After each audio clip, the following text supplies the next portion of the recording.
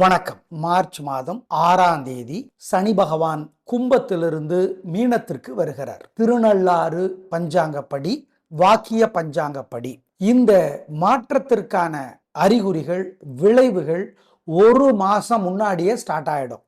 அதனால தான் நாங்க ஒரு மாசம் முன்னாடியே இந்த சனிப்பெயர்ச்சி பலன்களை சொல்றோம். உங்க பிறந்த நேரத்து ஜாதகத்துல சனி எங்க இருக்கார், என்ன ராசி, யார அவர் பார்க்கிறார், அவர் யாரை பார்க்கிறார், குருவோட வீட்டில் இருக்காரா, குரு பார்க்கிறாரா, இல்லை அவர் நிற்கிற நட்சத்திர கால் நல்ல யோகமான நட்சத்திரமா, உங்க லக்னம் என்ன, இப்ப என்ன தசை, இப்ப என்ன புத்தி, இது ஒரு காரணம். அது 50 மார்க்க தரும். இன்னொரு 50 மார்க்கு இன்னைக்கு கோச்சாரம், அதாவது உங்க ராசிக்கு எத்தனாவது இடத்துல அவர் இருக்கிறாரு, இது ஒரு 50 மார்க்.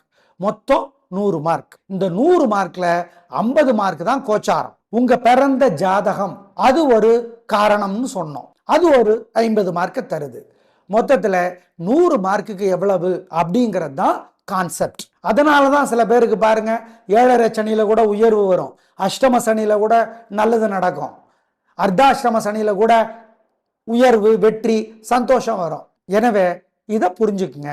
இந்த அடிப்படையில கோச்சார சனி பலன்களை சொல்றோம். சார், அப்போ பிறந்த ஜாதகத்தின்படி எங்களுக்கு சனி எத்தனை மார்க்க தர்றாருங்கிறத நீங்க உங்க ஜோசியர்கிட்ட கேட்டுக்கோங்க. உங்க ஜனன ஜாதகம், பிறந்த நேரத்து ஜாதகத்தை காட்டி கேட்டுக்கணும். இப்ப பார்க்கலாம் சனிப்பெயர்ச்சி பலன். மேஷராசிக்கார நேயர்களே, 7.5 சனி ஆரம்பிக்குது. அதற்கான அறிகுறிகள் தெரியும். தூக்கம் அதிகமாகும் அல்லது குறையும், வீண் செலவுகள் அதிகமாகும் அல்லது உங்களுக்கு தெரியாமையே அதிகமாகும். செலவு பண்ணதுக்கு அப்புறம்தான் தெரியும்.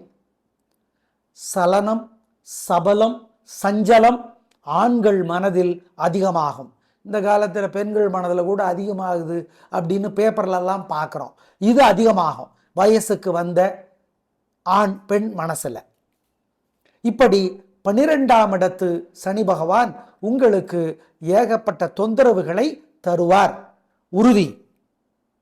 நல்ல வேலையா குருவோட வீட்டில் இருக்கிறதுனாலையும் அப்பப்ப குரு பகவானுடைய பார்வை சனி பகவானுக்கு வர்றதுனாலையும் உங்களுக்கு தொந்தரவுகள் ஓரளவு குறையும். ஆனால் மேஷராசிக்கார நேயர்களே, உங்க இயல்பு என்ன? கம்பீரம், தைரியம், சுறுசுறுப்பு, முட்டி மோதி தோத்தாலும் சரி ஜெயிச்சாலும் சரி என்கிற வீரம், இதெல்லாம் இருக்கிறதுனால நீங்க பிரச்சனையை சமாளிச்சிருவீங்க. ஆனா இதெல்லாம் இருக்குது. எனவே முறையான தூக்கம், உடல்நல பரிசோதனை, முறையான மருந்து மாத்திரை சாப்பிட்றது, மருத்துவரை போய் முறையா பார்க்கறது, இதெல்லாம் செஞ்சிடணும். அதே மாதிரி செலவு, பண விஷயத்துல ஏகப்பட்ட செலவுகள். அதே மாதிரி தூக்கம், நிம்மதி குறைவு, இதெல்லாம் இந்த 7.5 சனியில நடக்கும். உங்களுக்கு 7.5 வருஷம், அதான் 7.5 சனி. முதல் 2.5 வருஷத்துல இதுதான் நடக்குது. எனவே பிரார்த்தனை முக்கியம், வழிபாடு முக்கியம், நிதானம், பொறுமை. இந்த சனிப்பெயர்ச்சி உங்களுக்கு 50ற்கு 20 மதிப்பெண்களைத்தான் வழங்குகிறது. 15லிருந்து 20 அவ்வளவுதான். ஞாபகம் வச்சுக்கோங்க. உங்களோட ஜனன ஜாதகத்தின்படி எவ்வளவு மார்க்குங்கிறத ஜோசியரை கேட்டுக்கணும். ஒவ்வொரு சனிக்கிழமையும் அசைவ உணவை தவிர்த்துறணும். ராத்திரி 7 மணி வரைக்கும் பால் பழம் மட்டும்தான் சாப்பிடணும். ராத்திரி 7 மணிக்கு அப்புறம் சாப்பிட்டுக்கலாம். பால் பழம் மட்டும். ஆஞ்சநேயர் கோயிலில் சனிக்கிழமையில் தீபத்தில் நெய் சேர்த்தணும், அல்லது எரியிற தீபத்தில் சேர்த்தலை அப்படின்னா நீங்களே தீபம் ஏற்றிடுங்க. கம்பராமாயணத்தினோட ஒரு பகுதி சுந்தரகாண்டம், அதை கோயில்ல இருந்து காமணி நேரமாவது படிச்சு பார்க்கணும். ஜெயமோகன் எழுதியிருக்கிற வெண்முரசு கோயில்ல இருந்து காமணி நேரமாவது படிச்சு பார்க்கணும். ஏன்னா 7.5 சனிங்கிறதும் அல்லது அர்த்தாஷ்டம சனிங்கிறதோ அஷ்டம சனிங்கிறதோ கண்ட சனிங்கிறதோ சாதாரண விஷயம் அல்ல. எனவே இதை செய்யணும். நியாய தர்மப்படி நடந்துக்கணும். அறத்தின் பார்ப்பட்டு சத்தியத்தின் பார்ப்பட்டு நடந்துக்கணும். குற்றத்துக்கும் குற்றம் பண்றதுக்கும் பாவம் பண்றதுக்கும் நமக்கு நாமே சப்பக்கட்டு கட்டிக்கிட்டா இந்த காலத்தில் அதெல்லாம் முடியுமாங்கன்னா அதற்கேற்ற தண்டனையை சனி பகவான் கொடுத்துருவார். அந்த தண்டனை காலம்தான் அர்த்தாஷ்டம சனிங்கிறதோ, ஏழரை சனிங்கிறதோ, கண்ட சனிங்கிறதோ, அஷ்டம சனிங்கிறதோங்கிறத புரிஞ்சுக்கோங்க. வருஷத்துக்கு ஒரு தடவையாவது திருநள்ளாறு கோயில் அல்லது மன்னார்குடி தாண்டி இருக்கிற திருக்கொள்ளிக்காடு கோயில் அல்லது சனி சிங்கனாப்பூர், இது மகாராஷ்டிராவில் இருக்குது, இங்க சொல்லுங்க சார் அப்படின்னா பாடல் பெற்ற தலம், பெரும் வலுவுள்ள பெரும் சக்தியுள்ள சிவன் கோயில் அல்லது திவ்ய தேசம், பெரும் சக்தியுள்ள பெருமாள் கோயில் சனிக்கிழமைகள்ல போயிட்டு வர்றது நல்லது. திவ்ய தேசம்னா என்ன, பாடல் பெற்ற தலம்னா என்னன்னு நீங்க தெரிஞ்சுக்கலாம் எளிமையா, அதுக்கு ஒன்றும் கஷ்டம் கிடையாது. எனவே சனிக்கிழமைகள்ல இந்த கோயிலுக்கெல்லாம் போயிட்டு வர்றது நல்லது. சனிக்கிழமை தவறாமல் காகத்திற்கு நெய், எள்ளு, பருப்பு கலந்த சோறு தரணும், ஏழைகளுக்கும் கொடுக்கணும், சிக்கனம் சிரமம் பார்க்கக்கூடாது. அமாவாசை தவறாமல், தமிழ் மாச பரப்பு தவறாமல் குலதெய்வ கோயில் வழிபாடு செய்யணும். இதெல்லாம் செஞ்சீங்கன்னா இந்த சிக்கலான காலகட்டத்தை பெரிய பாதிப்பு இல்லாம கடந்து போயிடலாம். சனிக்கிழமை தோறும் விநாயக பெருமானுக்கும் கோயில்ல தீபம் போட்டுருங்க.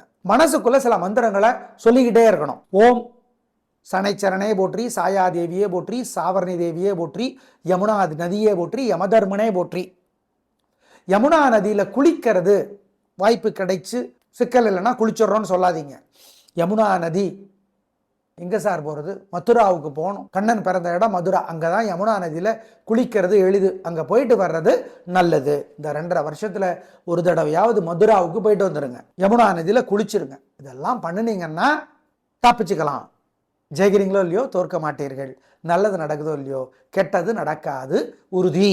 நேயர்களே, சனி பகவான் மார்ச் 6ஆம் தேதியிலிருந்து என்ன மாற்றத்தை தருவார் என்பதை சொல்லி இருக்கிறோம். இதற்கான விளைவு பிப்ரவரி மாதம் 6ஆம் தேதியிலிருந்தே ஆரம்பித்துவிடும். எனவே அதை வெளிப்படையாக உள்ளது உள்ளபடி பூசி மெழுகாமல் சொல்லி இருக்கிறோம். நல்லதுன்னா நல்லது, கெட்டதுன்னா கெட்டது என்று சொல்லி இருக்கிறோம். பரிகாரத்தை செய்து பயன்பெறுங்கள்.